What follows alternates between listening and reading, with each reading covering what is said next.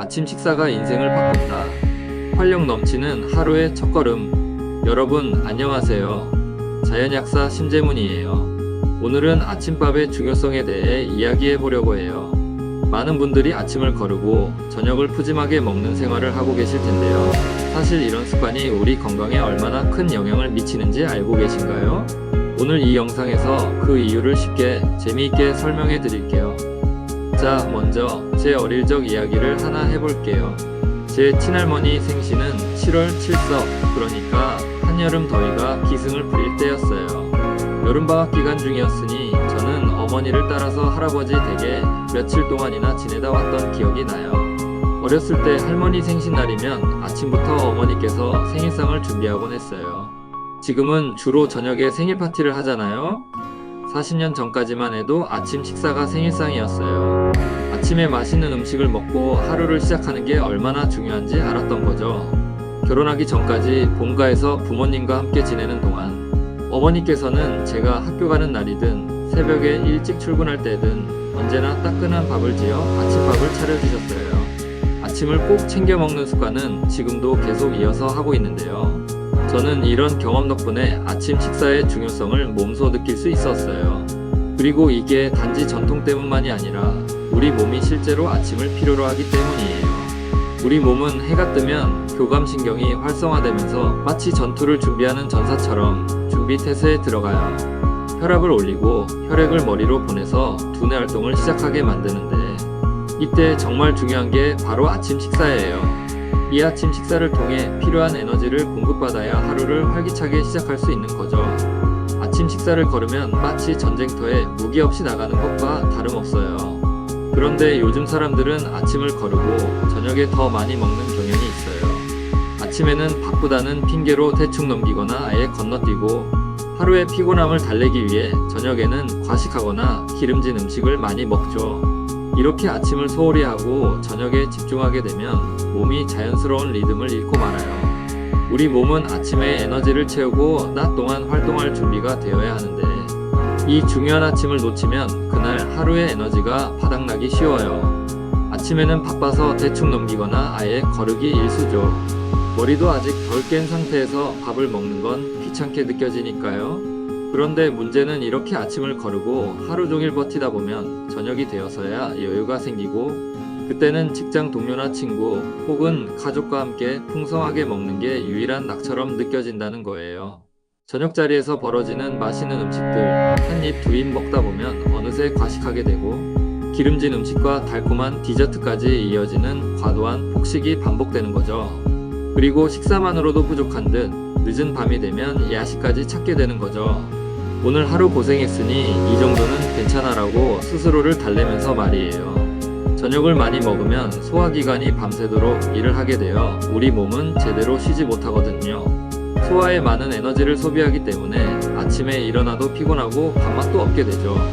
결국 다음날 아침 몸은 무겁고 활기차게 일어나기보다는 침대에 더 머물고 싶어지게 되고요. 이러한 패턴이 반복되면 악순환이 계속되는 것이죠.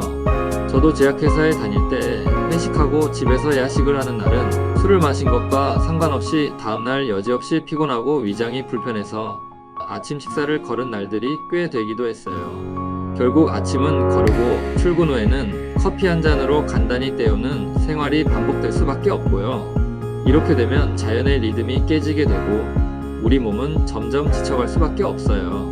만약 여러분이 자주 피곤하거나 몸이 무겁다고 느낀다면 저녁을 가볍게 하거나 아예 거르는 걸 한번 시도해 보세요. 처음에는 조금 배고파서 힘들 수 있지만 아침에 일어나면 놀라운 상쾌함을 느낄 수 있을 거예요. 그리고 그때 먹는 아침 식사는 그야말로 꿀맛일 거예요. 이렇게 아침을 든든히 먹으면 우리 몸도 하루를 활기차게 시작할 준비가 되고 자연스러운 리듬을 되찾을 수 있어요. 특히 만성 피로나 소화 문제를 겪고 있는 분들이라면 아침과 점심만 먹고 저녁을 거르는 두 끼 식사를 추천드려요. 이렇게 아침과 점심 두 끼만 먹게 되면 자연스럽게 간헐적 단식을 하게 되는 것이거든요. 단식의 효과에 대해서는 지난 영상에 올렸으니 참고하시고요. 저녁을 거르면 처음에는 배가 고플 수 있지만 아침과 점심에 충분히 영양을 섭취하고 천천히 꼭꼭 씹어 먹으면 배고픔 없이 편안하게 잠들 수 있어요. 그리고 이렇게 푹 자고 나면 피로가 회복되고 다시 활기찬 하루를 맞이할 수 있게 돼요. 실제로 역류성 식도염이나 궤양성 대장염 같은 위장 장애를 가진 분들 혹은 만성 피로를 호소하는 분들이 약국에 오시는데요. 이런 질환을 가진 환자들은 저녁을 과하게 먹거나 야식을 하시는 분들이 많았어요. 그리고 저녁을 거르는 식습관을 따라서 실천해 보셨던 분들은 약 없이 질환으로부터 빠르게 호전되는 경우를 많이 봤어요. 우리 마음에게도 달콤한 휴식이 필요하듯이 우리 몸도 저녁 시간에는 쉬어야 해요. 그런데 늦은 저녁에 기름진 음식이나 야식을 즐기면 소화기관이 쉴 틈이 없고 마치 몸을 굴리는 고된 야간 노동 같은 상황이 되는 거죠. 소화기관이 밤새도록 열일을 하다 보면 결국 우리 몸은 지치고 말죠. 그리고 몸이 피곤하면 마음도 함께 무너져 내리는 건 피할 수 없어요. 몸과 마음은 뗄 수 없는 파트너니까요.